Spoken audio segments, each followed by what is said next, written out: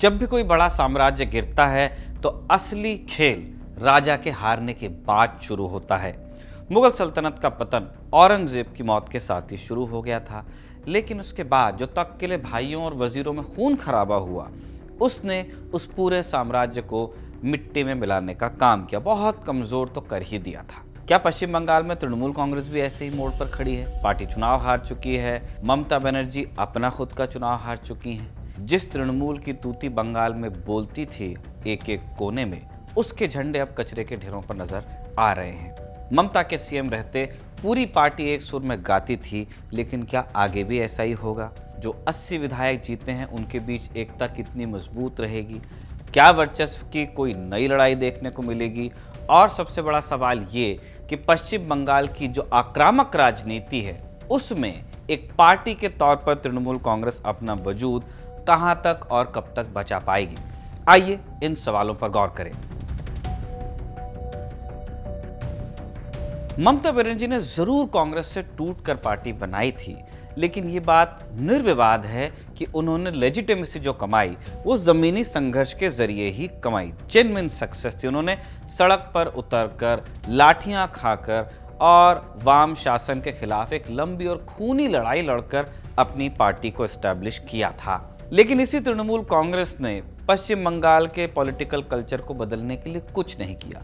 जो राजनीतिक हिंसा या क्लब कल्चर लेफ्ट के वक्त में चलता था, तृणमूल के वक्त में भी बरकरार रहा। समाज में पार्टी का दखल जो वाम के वक्त था, वो तृणमूल के आने से कम नहीं हुआ, बढ़ता ही गया। लेफ्ट भी टोटल कंट्रोल की नीति पर चलता था, तृणमूल ने भी वही किया। बंगाल में इस सब को लेकर एक मौन स्वीकार्यता थी, लेकिन तभी तक जब तक कोई विकल्प नजर नहीं आया। 2019 के लोकसभा चुनाव में भाजपा बंगाल में 18 सीटें जीतने में कामयाब रही। यानी अब बंगाल में एक ऐसी शक्ति थी जो तृणमूल से बराबरी की टक्कर लेने का इरादा रखती थी। भाजपा के पास अकूत संसाधन थे और केंद्र की सत्ता भी। अब इस खतरे को ममता ने गंभीरता से तो लिया, लेकिन उन्होंने समाधान संगठन में नहीं, परिवार में खोजा।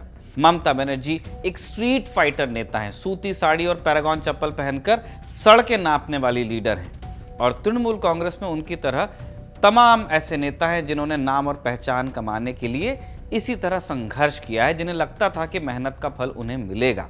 लेकिन ममता ने अपने विश्वस्त सिपाहियों पर अपने भतीजे अभिषेक बनर्जी को तरजीह दे दी। ये इकलौती न सही, लेकिन एक बहुत बड़ी वजह तो थी ही कि शुवेंदु अधिकारी जैसे नेताओं ने पार्टी से किनारा किया। वो सेंट्रल एजेंसीज वाला भी एक एंगल है, लेकिन एक बहुत बड़ा कारण ये था कि इन नेताओं को पार्टी के भीतर अपना भविष्य नजर नहीं आ रहा था, क्योंकि अभिषेक आ गए थे। खैर, अभिषेक आए तो उन्होंने नव तृणमूल का नारा दिया और पार्टी को पुराने ढर्रे से निकालकर एक कॉर्पोरेट स्टाइल में चलाने का फैसला किया। और इसी कड़ी में आप देखते हैं कि चुनावी रणनीतिकार प्रशांत किशोर और उस जमाने में जो उनसे संबंधित एजेंसी थी आईपैक, इनकी बंगाल में एंट्री होती है। ये सिर्फ चुनाव में कंसल्ट नहीं करते हैं, सरकार की नीतियों में भी आईपैक का काफ़ी दखल रहा। अभिषेक बनर्जी का साफ मानना था कि पार्टी को अब पुरानी भावुक राजनीति से नहीं, बल्कि डेटा, सर्वे और प्रोफेशनल मैनेजमेंट के जरिए चलाने की जरूरत है। उन्होंने डायमंड हार्बर मॉडल का खूब प्रचार किया, जहां से वो खुद सांसद रहे। लेकिन इस कॉर्पोरेट स्टाइल की राजनीति ने तृणमूल कांग्रेस के उन पुराने और जमीन से उठे नेताओं को हाशिए पर धकेल दिया, जिन्होंने दशकों तक जमीनी संघर्ष किया था। सुब्रत बख्शी, फरहाद हकीम, सौगत राय, कल्याण बनर्जी जैसे दिग्गज नेता इस नए सिस्टम में घुटन और अपमान महसूस करने लगे। 2026 के विधानसभा चुनाव से ठीक पहले श्रीरामपुर से सांसद कल्याण बनर्जी और अभिषेक कैंप के नेताओं के बीच जो जुबानी जंग हुई, वो इस बात का सबसे बड़ा सबूत थी कि पार्टी के भीतर सब कुछ ठीक नहीं चल रहा है। कल्याण बनर्जी ने खुलेआम प्रेस में कहा था कि वो ममता बनर्जी के अलावा किसी और को अपना नेता नहीं मानते। कुणाल घोष जैसे नेताओं के रोज बदलते बयान और पार्टी के आधिकारिक प्रवक्ताओं की बयानबाजी इस अंदरूनी कलह की आग को और भड़का ही रही थी। ऐसा लगने लगा था मानो पार्टी में दो अलग अलग खेमे काम कर रहे हैं, एक जो दीदी का वफादार है और दूसरा जो अभिषेक के विजन के साथ आगे बढ़ना चाहता है। अब जरा आज के हालात की आप कल्पना कीजिए। जब तक सत्ता थी, पुलिस का कंट्रोल था, मलाईदार मंत्रालय थे, अब तक ममता बनर्जी उस गोंद की तरह काम कर रही थी जिसने इन दोनों विरोधी गुटों को चिपका कर रखा। लेकिन अब नबन्ना का कंट्रोल छूट चुका है। अब पार्टी के पास बांटने के लिए न तो कोई लाल बत्ती है और न ही कोई पद है, न कोई सरकारी ठेका बोर्ड वगैरह का। तो न अच्छे काम का इनाम देने का कोई तरीका है और न ही दुखी कार्यकर्ता को सांत्वना देने के लिए कुछ है। फिर ये भी सवाल है कि हार का ठीकरा किस पर फूटेगा। तृणमूल के मॉडल में कोई खड़े होकर खोले में ये कह दे कि ये तो दीदी के चलते हुआ, मुश्किल है। ऐसे में अभिषेक टारगेट पर जरूर आएंगे। पुराने नेता साफ तौर पर कह सकते हैं, पार्टी का जो ओल्ड गार्ड है, कि अभिषेक बैनर्जी के कॉरपोरेट और कथित अड़ियल रवैये ने जमीनी कार्यकर्ताओं को पार्टी से दूर किया। वो इल्ज़ाम लगा सकते हैं कि बाहर से आए सर्वे करने वाले लड़कों ने उन जमीन से उठे नेताओं की कोई कदर नहीं की, जिन्हें मोहल्ले का बच्चा भी जानता था, नबन्ना का बाबू भी जानता था। वही दूसरी तरफ अभिषेक कैंप इसका पूरा दोष पुराने नेताओं के भ्रष्टाचार, उनकी उम्र और उनके खिलाफ उपजी एंटी इनकम्बेंसी पर मढ़ना चाहेगी। सत्ता के बिना अभिषेक बैनर्जी के लिए इन पुराने और रसूखदार नेताओं को कंट्रोल करना मुश्किल होगा। तृणमूल कांग्रेस अब एक ऐसे दोराहे पर खड़ी है जहां से एक रास्ता सीधे पार्टी में खुली बगावत की तरफ जाता है और दूसरा विभाजन की तरफ। अगर अभिषेक ने सख्ती दिखाई तो ये पुराने नेता पार्टी तोड़ने में जरा भी देर नहीं लगाएंगे। राजनीति और राजनीति क्यों कहें, जीवन का ही अलिखित नियम है कि उगते सूरज को सलाम किया जाता है। अब अस्त हो रहे सूर्य के साथ क्या करना है ये कहीं नहीं लिखा है, तो आदमी कॉमन सेंस से काम लेता है, पीठ ही दिखाता है जनरली। ये तो भाई बात हो गई कहने की। 5 साल विपक्ष में बैठना किसी के लिए आसान नहीं होता, और तब तो बिल्कुल नहीं होता जब आप केंद्रीय एजेंसियों के रडार पर हों। तृणमूल के जो 80 विधायक किसी तरह विधानसभा पहुंचे हैं, उनके सामने यही सबसे बड़ी चुनौती होगी। अब तक जब जब केंद्रीय एजेंसियां बंगाल आती थी, उनकी मुश्किल कोलकाता के एयरपोर्ट से निकलते ही शुरू हो जाती थी। ये जो कवर था अब तृणमूल के नेताओं के पास नहीं रहा। फिर एजेंसियों के पास चलाने के लिए पर्याप्त मामले पहले से हैं। शिक्षक भर्ती घोटाले में पार्टी के पूर्व नंबर 2 नेता और कद्दावर मंत्री पार्थ चैटर्जी जेल की हवा खा चुके हैं। उनकी करीबी अर्पिता मुखर्जी के फ्लैट से जिस तरह नोटों के पहाड़ मिले थे, उसने तृणमूल की छवि को नुकसान पहुंचाया था, वो मामला चल ही रहा है। लेकिन बात सिर्फ पार्थ चैटर्जी तक सीमित नहीं है। उनके कई करीबी विधायक अब भी सिस्टम का हिस्सा हैं, जांच एजेंसियों के रडार पर हैं। इसके अलावा मदन मित्रा और सुजीत बोस जैसे जमीनी नेताओं के दरवाजे पर म्यूनिसिपल भर्ती घोटाले को लेकर जांच एजेंसियां कई बार दस्तक दे चुकी हैं। राशन घोटाले में ज्योतिप्रिय मलिक जैसे बड़े नाम फंसे हुए हैं। कोयला तस्करी और मवेशी तस्करी से लेकर संदेश खाली के जमीन कब्जाने वाले खौफनाक मामलों तक हर बड़े केस की फाइलें दिल्ली और राज्य की नई सरकार की टेबल पर जरूर खुलेंगी। अनुव्रत मंडल जैसे बाहुबली नेताओं का जो हश्र हुआ, बाकी विधायकों के लिए किसी बुरे सपने से कम नहीं है। थोड़ा इनके बारे में बता देते हैं आपको। अनुव्रत बीरभूम में ममता के जनरल थे। ये वही जगह जहां शांति निकेतन है रविन्द्रनाथ टैगोर का। अब बीरभूम में, इस पूरे रीजन में पंचायत से लेकर लोकसभा में तृणमूल कांग्रेस जीते ये अनुव्रत मंडल या केष्टोदा की जिम्मेदारी होती थी। अब ये वो काम कैसे करते हैं, इसमें ममता बनर्जी ने कभी दखल नहीं दिया, और इसीलिए बीरभूम में केष्टोदा या अनुव्रत मंडल बेताज बादशाह थे। लेकिन 2022 से केंद्रीय एजेंसियों ने इतने मामले लगाए कि मंडल न सिर्फ परेशान हुए बल्कि उन्हें सीबीआई ने जेल तक भेजा। महाराष्ट्र में शिवसेना और दिल्ली में आम आदमी पार्टी वाला प्रकरण साफ इशारा करता है कि तृणमूल कांग्रेस के लिए सत्ता से बाहर ये 5 साल आसान नहीं होंगे। भाजपा ने आम आदमी पार्टी को तब भी तोड़ा जब न दिल्ली न पंजाब में कोई चुनाव आ रहा था। क्या तृणमूल ऐसे दबाव को झेलने के लिए तैयार है? अब आते हैं एक बुनियादी सवाल पर जो बंगाल की जमीन और वहां की राजनीतिक संस्कृति से ही जुड़ा हुआ है। क्या तृणमूल कांग्रेस का हश्र भी लेफ्ट या कांग्रेस जैसा होगा? जब लेफ्ट फ्रंट ने 2011 में सत्ता गंवाई थी तो वो 34 साल तक सत्ता में रह लिए थे। सचिवालय के कितने ही बाबू पैदा ही लेफ्ट शासन में हुए थे पश्चिम बंगाल के। फिर भी सत्ता जाने के बाद लेफ्ट वापसी नहीं कर पाया और उनका वोट शेयर लगातार गिरता गया। तृणमूल इसी स्थिति को टालना चाहती है, लेकिन क्या यह संभव है? क्या उसके पास लेफ्ट की तरह किसी विचार परंपरा का सहारा है? लेफ्ट या भाजपा जैसी पार्टियों के पास सत्ता से बाहर रहकर भी अपने काडर को मोटिवेट करने के लिए या उसको बिजी रखने के लिए एक चीज होती है जिसका नाम है विचारधारा। लेफ्ट वाले क्लास स्ट्रगल और मार्क्स लेनिन पढ़ते रहते हैं, और यही वजह है कि सत्ता जाने के बाद भी उनका वो कोर काडर रातों रात खत्म नहीं होता और आज भी ट्रेड यूनियंस और छात्र राजनीति में उनका वजूद बचा है।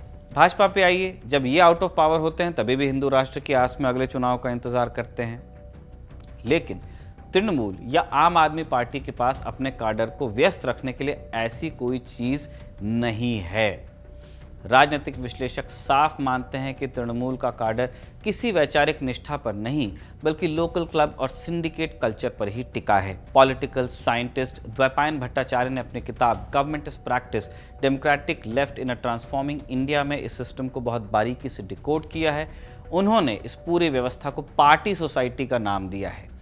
इस सिस्टम में मोहल्ले के लोकल क्लब, जिन्हें बंगाल में पारा क्लब कहा जाता है, पारा मतलब मोहल्ला ही होता है, पारा, और दुर्गा पूजा कमेटियां असल में सत्ताधारी पार्टी का ही एक एक्सटेंशन बन जाती हैं। ये लेफ्ट के टाइम पे भी था, तृणमूल के टाइम पे भी रहा। बंगाल में इस पाड़ा क्लब और राजनीतिक वर्चस्व का रिश्ता अभी का नहीं है। इस सिस्टम की जड़ें 70 के दशक में जाती हैं, जब बंगाल में कांग्रेस शासन था, नक्सलवाड़ी आंदोलन चरम पर था। सिद्धार्थ शंकर रे मुख्यमंत्री थे और उन्होंने नक्सलियों को कुचलने के लिए पुलिस के साथ साथ मोहल्ले के इन्हीं लोकल क्लब्स और बाहुबलियों का इस्तेमाल किया था, क्योंकि पुलिस के कंट्रोल से वो बाहर चला गया था सिचुएशन। यहीं से बंगाल की राजनीति में खतरनाक ट्रेंड शुरू हुआ कि मोहल्ले पर, पाड़े पर जिसका कब्जा होगा, सत्ता उसी की होगी। जब 1977 में ज्योति बसु के नेतृत्व में लेफ्ट फ्रंट की सरकार आई तो उन्होंने इस क्लब कल्चर को खत्म नहीं किया, इसे पूरी तरह से सिस्टमैटिक बना दिया। लेफ्ट ने सत्ता को मोहल्ले के लेवल तक माइक्रो मैनेज करना सीखा था। कैसे? अगर आपको हॉस्पिटल बेड चाहिए, बच्चे का स्कूल में एडमिशन कराना है या कोई लैंड का मैटर है, तो पुलिस या प्रशासन के पास जाने से पहले आपको लोकल सीपीएम पार्टी ऑफिस जो होगा आपके एरिया में, या उनके कंट्रोल वाला जो पारा क्लब होगा, वहां जाना है। लेफ्ट का काडर वैचारिक जरूर था, लेकिन उन्होंने अपनी पार्टी को आम आदमी की रोजमर्रा की जिंदगी से चिपका दिया था। हर डिसीजन में जो एक फैमिली में हो रहा है उसमें कहीं ना कहीं उनका से होता था। सन 2000 के दशक में जब राजारहाट और न्यू टाउन जैसे इलाकों में रियल एस्टेट बूम आया तो कंस्ट्रक्शन मटेरियल सप्लाई करने के लिए सिंडिकेट राज पैदा हुआ। ये सिंडिकेट लेफ्ट के ही लोकल लीडर्स और बेरोजगार युवाओं ने बनाए थे, लेकिन इन सिंडिकेट्स और क्लब्स की सबसे बड़ी कमजोरी ये रही कि इनकी कोई वैचारिक जमीन नहीं थी। इनकी वफादारी सिर्फ कुर्सी, पुलिस के संरक्षण और रेत से आने वाले मुनाफे तक रही। इसलिए 2011 में जब हवा का रुख बदला और 34 साल का लेफ्ट शासन सत्ता से बेदखल हुआ तो लाल झंडा थामने वाले ये सिंडिकेट और क्लब्स रातों रात ममता बनर्जी के रंग में रंग गए। उन्होंने बिना किसी हिचकिचाहट के टीएमसी का चोला ओढ़ लिया। वैसे भी बिजनेस ही करना है, रेत का, ईंट का, सूद का, तो जो पार्टी पावर में है उसके साथ करेंगे। ममता बनर्जी ने 2011 में मुख्यमंत्री बनने के बाद इस सिस्टम को न सिर्फ अपनाया बल्कि इसे और इंस्टीट्यूशनलाइज किया। लेफ्ट के दौर में यह काम पार्टी के चंदे से होता था, लेकिन दीदी ने इसे सरकारी खजाने से जोड़ा। राज्य भर के 40,000 से ज़्यादा दुर्गा पूजा क्लबों को सरकार की तरफ से हर साल सीधे करोड़ों रुपए का चंदा बांटा जाने लगा। इसके अलावा क्लब्स को बिजली बिल में भारी छूट और कई तरह की सरकारी सहूलियतें भी दी गई। बदले में यही क्लब्स तृणमूल कांग्रेस के लिए मोहल्लों में वोट बैंक और काडर को कंट्रोल करने के लिए फूल प्रूफ मशीन के रूप में काम करने लगे। चुनाव के दौरान यही क्लब बूथ मैनेजमेंट करते थे और विपक्ष के वोटरों को डराने का काम भी। बालू खदानों से लेकर ईंट भट्टों, रियल एस्टेट के प्रोजेक्ट्स और केबल टीवी के नेटवर्क तक हर जगह टीएमसी के इसी लोकल सिंडिकेट का कब्जा हो गया था और पार्टी का पूरा ढांचा इसी क्लब कल्चर के इर्द गिर्द बुना गया था। अब जब तृणमूल कांग्रेस के हाथ से बंगाल की सत्ता चली गई है, नबन्ना का खजाना चला गया है, पुलिस का कंट्रोल छिन गया है, तो सबसे बड़ा संकट तृणमूल के लिए यही है कि ये जो उसके क्लब थे, सो टू स्पीक, और पहले लेफ्ट के थे, क्लब्स और सिंडिकेट कैसे टिक पाएंगे। ऊपर से फंड आना बंद हो जाएगा, पुलिस का संरक्षण नहीं मिलेगा, तो ये सारे लोकल बाहुबली और क्लब के करता धरता बिना देर किए नई सत्ताधारी पार्टी यानी बीजेपी का कमल थाम लेंगे। क्यों? ऑब्वियसली इनको अपने रियल एस्टेट प्रोजेक्ट्स बचाने हैं, अपनी खदानें बचानी हैं और पुलिस के डंडों से भी बचना है। बिना सरकारी संरक्षण के मोहल्लों के इन बाहुबली क्लब्स को अपने साथ जोड़े रखना अभिषेक बैनर्जी के लिए और इवन ममता बनर्जी के लिए किसी पहाड़ चढ़ने से कम नहीं होने वाला है। इस पूरी तस्वीर को देखकर एक्सपर्ट्स अब इसी बात का गुणागणित लगा रहे हैं कि क्या बंगाल में क्षेत्रीय दलों का दबदबा अब हमेशा के लिए खत्म हो जाएगा। जब कोई क्षेत्रीय पार्टी सिर्फ एक कैरिज्मेटिक लीडर, करिश्माई नेता और सत्ता के दम पर टिकी होती है तो उस नेता के हारते ही पार्टी बिखरती है। तमिलनाडु में जयललिता के जाने के बाद एआईएडीएमके का जो हाल हुआ आप जानते ही हैं। बढ़िया प्रदर्शन इस चुनाव में उन्होंने किया, लेकिन अब भी उस दौर में पार्टी लौट नहीं पाई है जो जयललिता के दौरान था। तो क्या हम बंगाल में वापस उस दौर को देखेंगे जहां सीधा मुकाबला राष्ट्रीय पार्टियों के बीच होगा, यानी एक तरफ बीजेपी और दूसरी तरफ खुद को वापस खड़ा करने की कोशिश करता लेफ्ट या कांग्रेस गठबंधन? ममता बनर्जी ने 1998 में कांग्रेस से अलग होकर अपनी एक अलग राह चुनी थी। उन्होंने नंदीग्राम और सिंगूर के आंदोलनों से एक ऐसा जनाधार बनाया था जिसने लेफ्ट के अजय किले को ध्वस्त किया, लेकिन 15 साल की सत्ता ने उस आंदोलनकारी पार्टी को एक ऐसी मशीन में बदल दिया जो पूरी तरह से पुलिस, प्रशासन और सिंडिकेट के दम पर चल रही थी। अब जब वो मशीनरी बंद हो गई है या उसके पुर्जे खुलकर दूसरी मशीनों में लगने जा रहे हैं, तब पार्टी का असली इम्तिहान शुरू हुआ है। बंगाल की राजनीति हमेशा से हवा का रुख तेजी से बदलने में माहिर रही है। तृणमूल के भीतर सुलगती वर्चस्व की बगावत, जीते हुए विधायकों पर लटकती ईडी की तलवार और खिसकता हुआ सिंडिकेट सिस्टम और उससे जुड़ा वोट बैंक, ये सब इस बात की तरफ इशारा कर रहे हैं कि 2026 के विधानसभा चुनाव तृणमूल के लिए किसी अंत की शुरुआत भी साबित हो सकते हैं। हम ये नहीं कहते कि ऐसा ही होगा, पर ऐसा संभव है। ममता बनर्जी का करिश्मा अब ढलान पर है और अभिषेक बनर्जी का असली राजनीतिक कौशल अब परखा जाएगा। अब ये देखना है कि बुआ भतीजी की जोड़ी अपनी इस राजनीतिक विरासत को इतिहास के पन्नों में महज एक अध्याय बनने से कैसे बचा लेते हैं। क्या तृणमूल इस झटके से उबर पाएगी या बंगाल से उसका नामो निशान मिट जाएगा? ये आने वाले कुछ महीने तय कर देंगे। इस पूरे सियासी घटनाक्रम और बंगाल की राजनीति के भविष्य पर आप क्या सोचते हैं, हमें कमेंट करके ज़रूर बताएं। और ऐसी ही स्टोरीज़ अगर आप देखना चाहते हैं, सुनना चाहते हैं, तो बने रहिए खबरगांव के साथ। इस स्टोरी के लिए आलेख तैयार किया था हमारे साथी मयंक ने और तौफीक ने इसे रिकॉर्ड किया था। आप देखते रहिए खबरगांव।